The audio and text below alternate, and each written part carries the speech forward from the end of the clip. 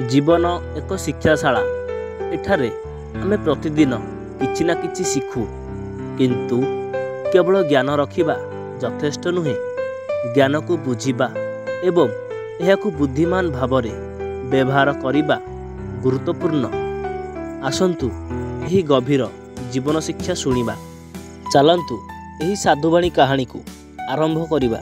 जे जाने से ज्ञानी एवं जे बुझे से बुद्धिमान। जड़े साधु बाबा जंगलर एक शांत कोणरे बसिथिले। तांको चारि पाखरे गछ, पक्षी एवं प्रकृतिर शब्द शुभुथिला। जीवनर गभीर स्रोतरे तांकर अंतर्ज्ञान झलसुथिला। गोटे दिन से तांको शिष्य मानंकु बसाई कहिले, ज्ञान एक दीप, मधुर बुद्धि एहार आलोक, उभय बिना जीवन असंपूर्ण। बाबा यह काहेकि कहिथिले?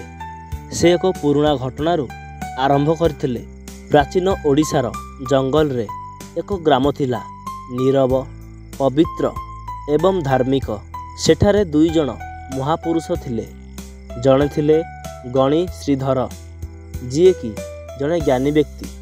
से अनेक शास्त्र जानिथिले, वेद एवं उपनिषद मुखस्थ करिथिले।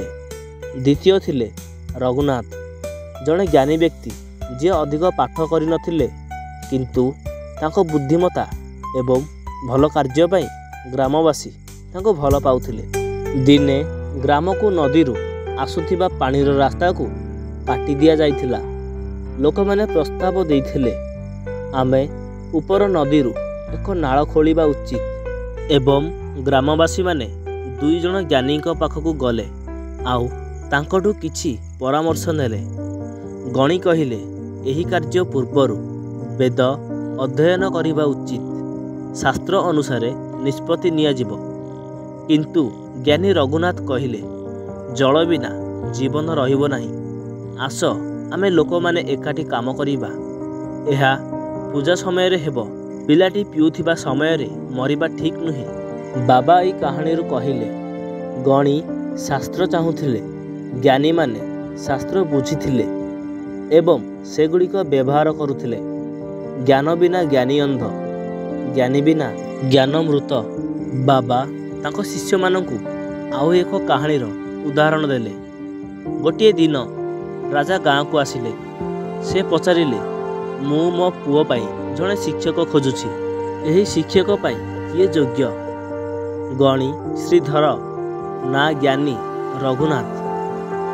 गणी एक प्रासंगिक श्लोक पढ़ी राजा को बुझाइले, किंतु राजा यार अर्थ बुझी पारिले नहीं। ज्ञानी केवल मानव जीवनर एक उदाहरण दे यहाकु बुझेइले। राजा कहिले, जे बुझे से भल बुझाए, आउ जे भल बुझाए सीए ही भल शिक्षा दे पारे। ज्ञान हेउछि ज्ञानीर प्रदीप, बुद्धि हेउछि एहार पथ। जदिओ जड़े व्यक्ति शह शह शास्त्र जानती, जदि से सेगुड़ी को जीवन रे प्रयोग करती नहीं, तेबे से अंधार रे अछंती। आपण जेते अधिक बुझिबे, आपण एहाकु अन्य मानकु सेते अधिक बुझाई पारिबे। यह सर्वोत्तम ज्ञान।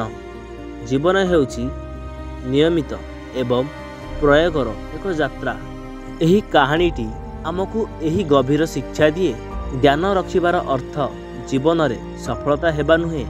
आमे केवल बुद्धिमता एवं चतुरता माध्यम रे ज्ञान को काम रे लगाई पारिबा। ज्ञानी हेबा सहित समय को बुद्धिमान भाव रे व्यवहार करिबा।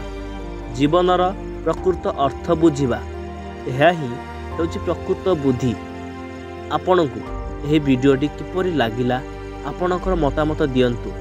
एवं जदि एही कहानीटी आपणकु भल लागि थाए, तेबे वीडियो को लाइक, शेयर एवं आम चैनल को निहाती भाबरे सब्सक्राइब करंतु। एही भली एक गल्प सहित किछि नुआ कथा शिखिबा पाई।